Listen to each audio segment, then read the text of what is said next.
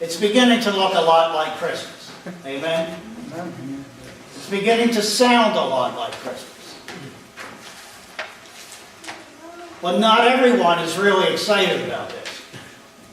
I looked at the Metro Friday edition, and there was a page there that was given over to the fact that a lot of people have had it up to here with the Christmas carols.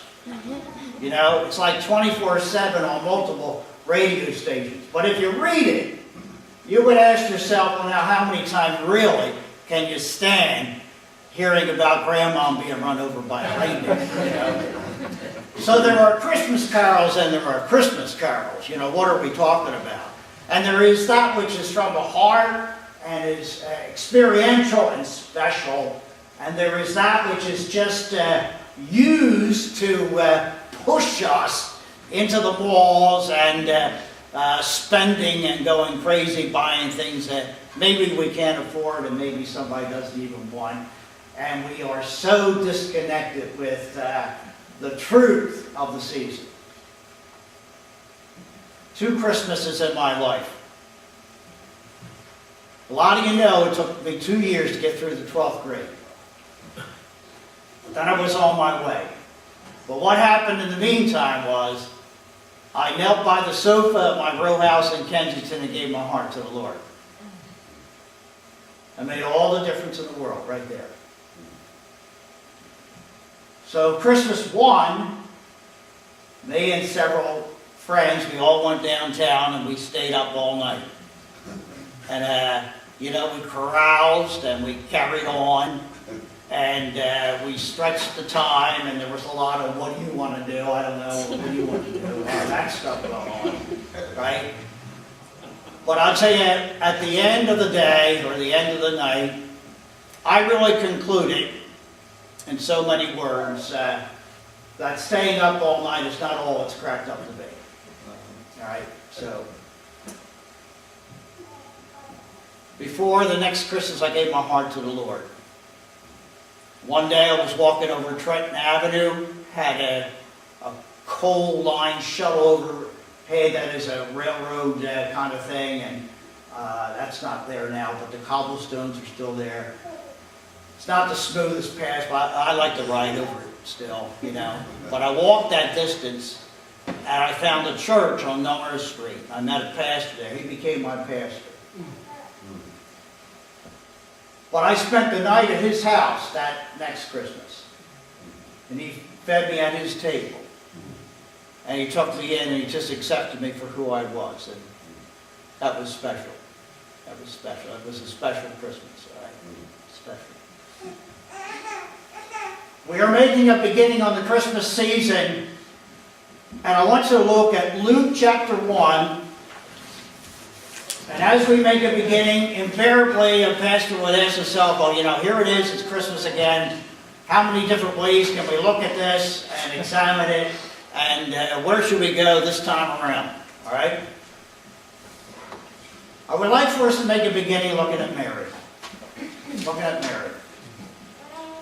Really, when you think about it, she was the first one that was clued in as to what was happening. First one. I love these kind of announcements. I love to hear that somebody's getting married. I love to hear that somebody's expecting.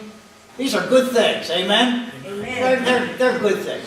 And when our kids got married and they would come home to the house and be at the table and we would have a meal, and somewhere after the meal and before dessert, invariably I would say, anybody have any announcements to make? They all kind of slide down. Right? But then one by one those announcements were made, and they were exciting announcements, you know. It was good stuff, right? Mary's the first one that's brought into the loop. She's the first one. And I want you to look at Luke chapter 1, and I want you to look at verse 29. Read the whole chapter when you get a chance. It's a good Sunday afternoon thing to do, all right? Luke chapter 1, verse 29.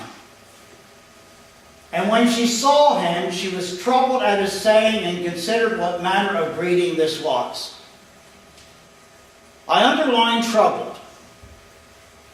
I'm going to use the word surprised. Surprised. There's a shade of shocked, bewildered, confused. Most Bible translations today, since 1611 and the King James, it said troubled,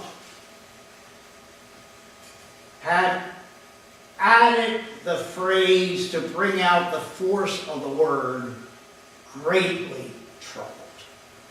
Greatly troubled. Now, a couple times during the course of the week, I have occasion to walk up 3 flights of steps. I could take the elevator, say to myself, if you're going to get any exercise at all today, this is it. All right? About between the 2nd and 3rd floor, I'm saying to myself, why am I doing this? Okay? But I remind myself. All right? But this time, between the 2nd and the 3rd floor, someone turned the corner as I was approaching, and I'll tell you, that really startled me. Startled both of us, you know? You know, our soles of our shoes are too soft or something, I don't know. But boy, so scared. Momentarily. Then we shook it off. It's nothing, right? Of course, someday I'll get bugged. It'd be something. It was nothing. It was nothing. What if you saw an angel? Yeah. Aha. All right.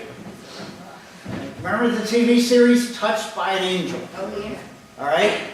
And there was Christian influence behind that. The desire was to get people thinking about spiritual things.